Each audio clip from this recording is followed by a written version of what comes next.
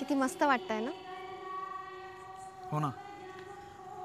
मला तर वाटतंय हा क्षण असाच राहावा कायम, कधी संपूच नाही. हा असाच चालू राहावा अखंडपणे. तू सागरशी बोललास का रे? नाही ना अजून. मला वाटतं मी आज रात्री बोलेन. तो खूप चिडला असेल ना तुझ्यावर? हो ना, पण तो स्वतःच मूर्खासारखा वागला. मी काय करणार? आणि आमच्या सागरला चिडायला कुठलंही कारण पुरतं, तुला माहितीये. सागरची एक तरह आणि तिथे कैवल्याचं बघितलंस ना? गॉड, किती नाक सुजले त्याचं. हो ना, पण तो तुझ्यापासून लपून पळत होता आणि तू येस की डायरेक्ट जाऊन विचारलंसच त्याला. अरे मग त्यात काय एवढं? तो तुझ्या समोर यायला लाजत होता आणि मला वाटतं तू त्याला आवडायला लागलीस. पण मलाही तो आवडतो, म्हणजे मित्र म्हणून. मग ठीक आहे, आणि असाच मित्रच राहावा. काय म्हणालास का? हा, म्हणजे देवाकडे प्रार्थना करत होतो. कसली? की कैवल्य हा तुझा फक्त मित्रच राहावा. आणि फक्त कैवल्यच नाही, दुसरं कोणीही फक्त मित्राच्या पलीकडे कधी जाऊच नाही. चल आता घरी जाऊ, उशीर होतोय. ताई येते वाट बघते. कम.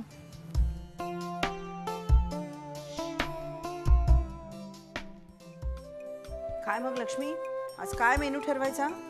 वहिनी, वांग्याचं भरीत बनवा आज. वांग्याचं भरीत? आणि मग तुझ्या नवऱ्याचं काय? त्याला जर कळलं ना आज वांग्याचं भरीत आहे तर तो इकडे फिरकणारच नाही. ठीक आहे, मग आज त्यांचा उपवास आहे असं समजू आपण. आणि मग मुलांचं काय? मुलांचं काही खरं नाही. मला वाटतं दोन्ही भावांचा आज काहीतरी वेगळा कार्यक्रम आहे.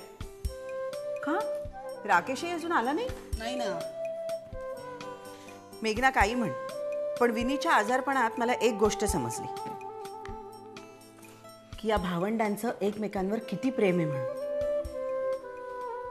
वहिनी, तुम्हाला सांगते, विनी हॉस्पिटलमध्ये असताना सागरनी तिच्यासाठी देवासमोर प्रार्थना केली हे जेव्हा मला कळलं ना, इतकं आश्चर्य वाटलं मला.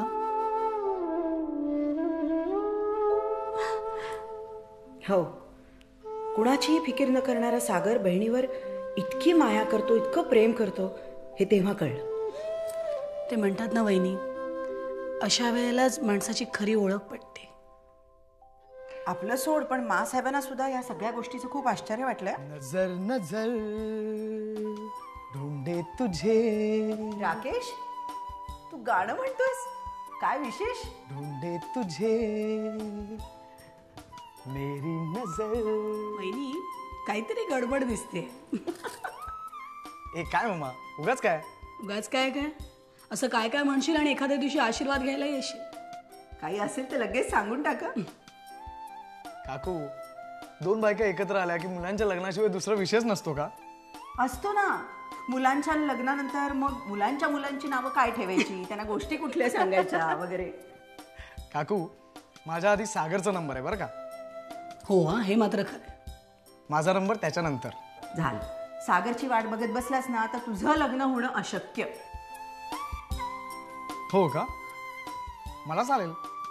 नजर नजर मेरी नजर. राकेश, चालेल काय? म्हणजे आपल्या नशिबी सुनमुख बघणं नाही. काहीतरी काय बोलताय वहिनी लहान मुलासारखं. तसंही बघा, आता सागर बऱ्यापैकी नरमल्यासारखा दिसतो. तुम्ही त्याला विचारून तर बघा. नाही ग, मी काही बोलले ना तरी तो चिडतो, आणि मासाहेबांनी मला सक्त ताकीद दिली की त्याच्यासमोर हा विषयच काढायचा नाही. असं काय करताय तुम्ही वहिनी? अहो, मासाहेबांचं कितकं कसं ऐकायचं? आपल्या मुलांना आपण ओळखतो ना. हे बघा, मी काय म्हणते, तुम्ही त्याला आता विचाराच. तू माझं एक काम कर ना. काय? तू त्याला म्हणजे विचार ना. अगं, तो माझ्याबरोबर खूप चिडचिड करतो. तू विचारशील? माझी काहीच हरकत नाही, विचारेन ना मी. वहिनी, एक सजेस्ट करू का तुम्हाला? म्हणजे मला काय वाटतं माहितीये का, की तुम्ही मुक्ताचाच हात का नाही मागत सागरसाठी? म्हणजे बघा ना, की मुक्ता तुम्हाला खूपच आवडते नाही का? आणि आपल्या सागरला पण ती अगदी अंतर्बाह्य ओळखते. तोच तर प्रश्न आहे ना मेघना. सागरला अंतर्बाह्य ओळखणारी मुलगी त्याच्याशी कधी लग्न नाही करणार. किती रात्र झाली आहे, पत्ता नाही ह्याचा. किती वेळेला सांगितले वेळेत येत जा. या किती उशीर ग तुला? दिवसभर तर भटकत असता. हे कमाल करतेस आत्या तू. तुला फोन नव्हता का केला मी? आम्ही विनायक काकांकडे गेलो होतो आणि मग कैवल्याला पण भेटून आलो. कशाला गेला होता? त्याचं सुजलेलं नाक बघायला? हे आत्या पण तो खरंच खूप कॉन्शियस आहे ग स्वतःच्या लुक बद्दल. हे तुला माहितीये, आम्हाला पाहून तो गच्चीत लपलेला. नाजूकच आहे तुझा तो इंग्लिश पापड. हे पण काही म्हण, चांगला आहे ग. तुला माहितीये खूप कमी वेळात आमची छान मैत्री झाली. असं वाटतं की आम्ही खूप वर्षांपासून एकमेकाला ओळखतो. लगेच करायला नको. चल मी चेंज करून आली, मग तुला स्वयंपाकात मदत करते. चल स्वयंपाकात मदत करते मग.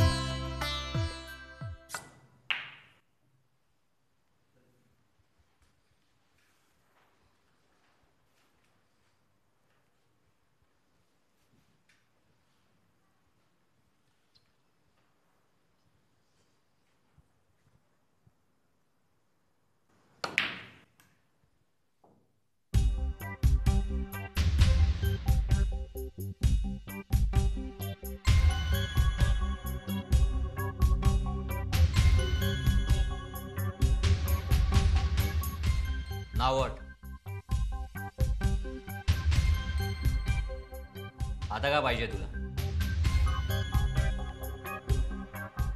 सागर, मी तुला सॉरी म्हणायला आलो होतो.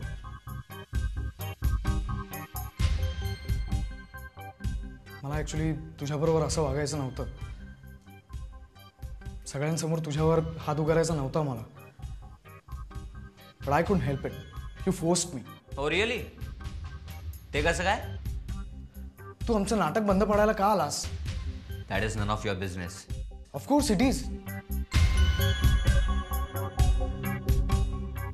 आणि मला माहिती आहे तुझं मुक्तावर का राग आहे ते. तिने शालिनी काकूला तुझ्या आणि रूपाबद्दल सांगितलं म्हणून रागवलंयस ना तू, आणि म्हणून असा वागलास ना. सो चीप सागर. काय काय म्हणालास? चीप? चीप मी का ती?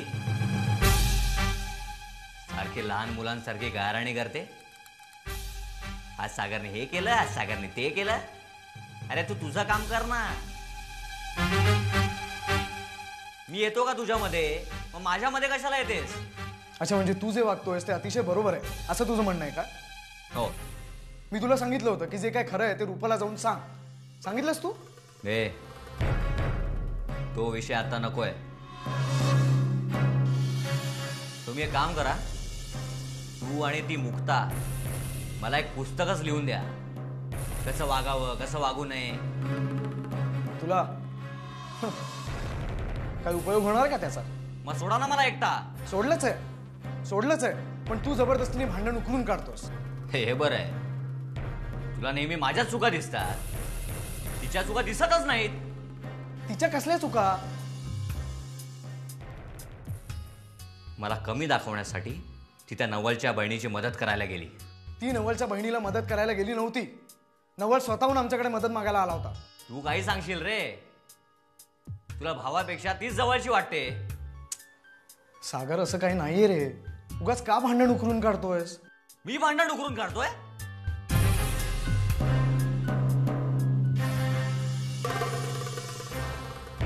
I am sorry.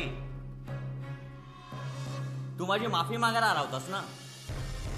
मीच तुला मला मारायला फोर्स केलं काय? पुन्हा सार्कॅस्टिकली बोलतोस. ती कुठली मुक्ता, तिच्यासाठी तू मला सगळ्यांसमोर मारलंस. मीही तुला सगळ्यांसमोर मारू शकलो असतो, पण मी भान विसरलो नाही की तू माझा लहान भाऊ असते. सागर, तीच माझी चूक मला कळली रे. मला पटली, म्हणून मी अतिशय जेन्युअनली तुला सॉरी म्हणायला आलो. हे बघ, त्यात मुक्ताचा खरंच. अरे ती आपल्या घरात वाढलेली पोरगी, तिची काय लायकी आहे की तिच्यासाठी तुम्हाला सगळ्यांसमोर मारावंच? सागर, मुक्ता ही फक्त एक निमित्त होती. त्या जागी दुसरी कुठली मुलगी असते आणि तिच्याशी तू असा वागला असतास ना तरी सुद्धा माझी रिॲक्शन ही अशीच असती. आणि सागर, माणसाची लायकी त्याचा जन्म कुठे झालाय, त्याच्याकडे किती पैसे आहेत याच्यावर ठरत नाही. त्याची लायकी त्याच्या कर्तृत्वावर ठरते. आणि हाच नियम लागू करायचा म्हटला तर तुझं कर्तृत्व काय, तुझी लायकी काय? Big zero.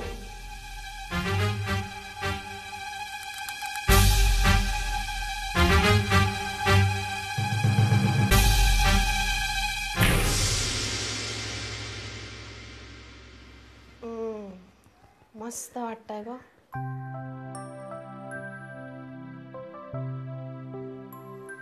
काय म्हणते कॉलेज? कॉलेज ना खूप काय म्हणताय आणि काहीच म्हणत नाही. म्हणजे असं स्पेसिफिक नाही ग काही सांगण्यासारखं, पण काहीच घडत नाही असंही नाही. म्हणजे घडतंय खूप पण सांगायचं नाहीये. नाही ग, असं काही नाहीये. आणि फॉरगेट कॉलेज. ताई आत्या, मला ना तुला काही विचारायचं. अगं परवा मा म्हणत होत्या की त्या शालिनी काकूंच्या बाबांच्या शाळेत जाणार आहे भेट द्यायला. तर येतेस का विचारत होत्या. एकट्याच जात आहे? नाही ग, सगळी गँग आहे. राकेश, मा, शालिनी काकू, पद्माकर काका, सगळे. सागर आणि विनी? काय जोक करते सत्या. त्यांना कुठला आला इंटरेस्ट ग शिक्षणात की शाळेबिळेचा प्रोजेक्ट बघायला येतील. आणि परवा सागर तर चक्क बोलला मला वेळ नाही. इतका राग आलेला सांगू असं वाटलं ठेवून द्यावी. ए मुक्ते, तुला सांगून ठेवते, समोरचा किती वाकडा वागला ना तरी आपला तोल नाही ढळू द्यायचा. पप्पांना विचारलंस? नाही, म्हटलं तुला आधी विचारू मग त्यांना. मला विचारशील तर तू न गेलेलं बरं. का? उगाच आपलं, मला तसं वाटतंय. मला विचारशील तर मी नाही पाठवणार तुला. एक काय ग ताई आत्या, काय हरकत आहे? ए तुझं ना आजकाल हे फार चाललंय. प्रत्येक गोष्टीत तुला काहीतरी डाऊट हा असतोच. आधी नव्हतीच ग तू अशी. पोरीच्या जातीने जे काही करू नये ना ते सगळ्या गोष्टी तू मला आग्रहाने करायला लावल्यास. तेव्हा तू लहान होतीस. हे खेळ मुलांचे ते खेळ मुलींचे एवढं मोडण्यापुरतंच ते मर्यादित होतं. वयाबरोबर बंधनं येतातच ग. पप्पा सुद्धा मला असं कधीच बोलत नाहीत. बापाच्या जे नजरेला येत नाही ना ते आईच्या नजरेत चटकन भरतं. काय ग आत्या, तू सांगशील ते मी नेहमी ऐकते ना ग तुझं. मग आता हे सुद्धा ऐकायचं. यावर चर्चा नकोय मला. अगं आत्या ऐकून तर घे पण. चर्चा नकोय.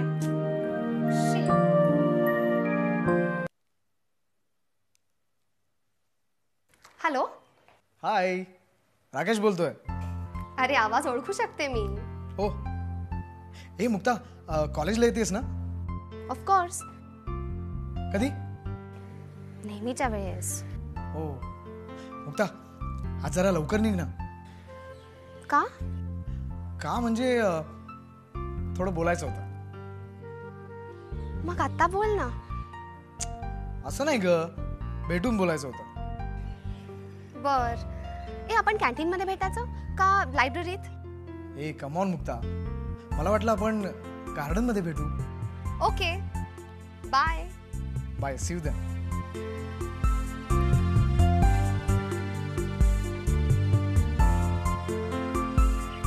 काय ग, कुणाचा फोन? अगं राकेशचा. कशाला? भेटायचंय त्याला. लवकर येशील का विचारत होता. मला ना तुम्हा मुलांचं काही कळतच नाही. भेटायचंय म्हणून फोन करायचा, मग भेटायचं, आणि मग भेटल्यानंतर थोड्या वेळाने घरी गेल्यावर फोन करीन असं म्हणायचं. घरी पुन्हा निवांतपणाने फोनवर बोलत बसायचं. भेटल्यावर करता काय ग? पाय मोकळे करता? ताई आत्या, यू डोंट नो. मला ना पप्पांनी ताकीद दिलीये की फोन बिल जास्त येता कामा नाही. तरी बघ तू, दुसऱ्या मुली बघ केवढी बिलं येतात. कारण त्या कसं करतात, निघताना फोन की निघाले, पोचल्यावरती पोचले, परत तिकडून निघताना की आता मी निघतीये, आणि पोचल्यावरती पोचले. शिवाय एकदम लॉंग फोन कॉल्स असतातच. आणि SMS पण. कारण wireless generation, you know. Wireless नाही, युजलेस जनरेशन आहे तुमची. ए पण लव्हबल पण.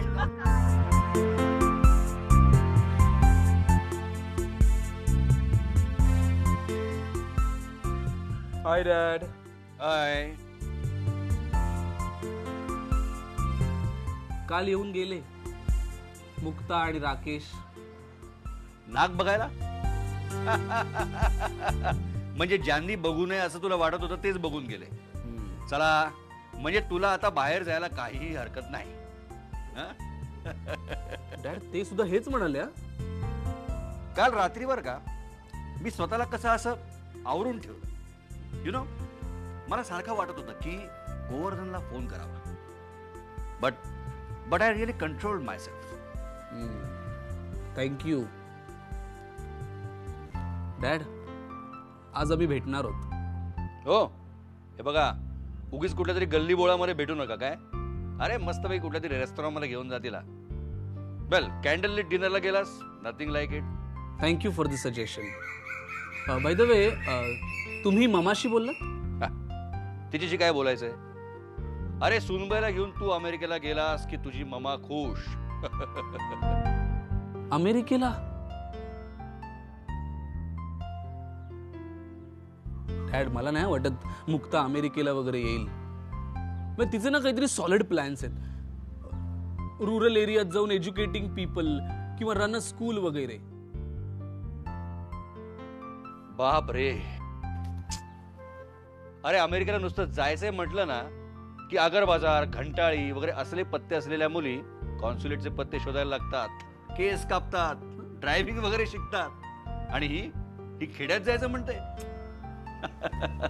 Young mother India.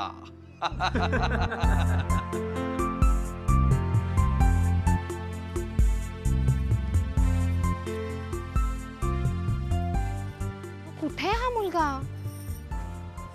काहीतरी बोलायचं म्हणाला. आहे कुठे Rakesh?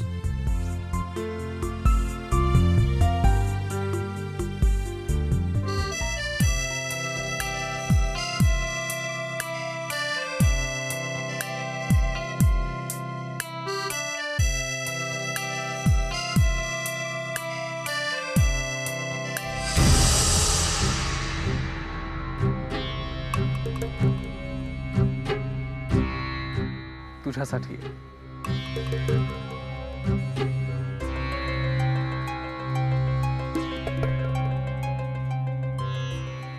It's okay, it's okay.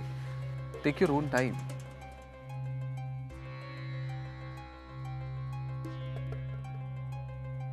High Mukta. Sorry I am late.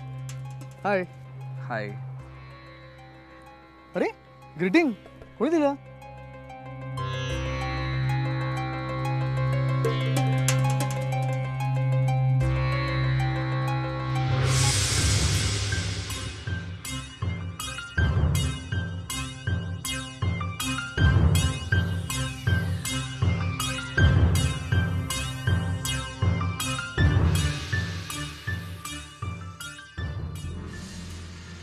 बराच उशीर झाला मला.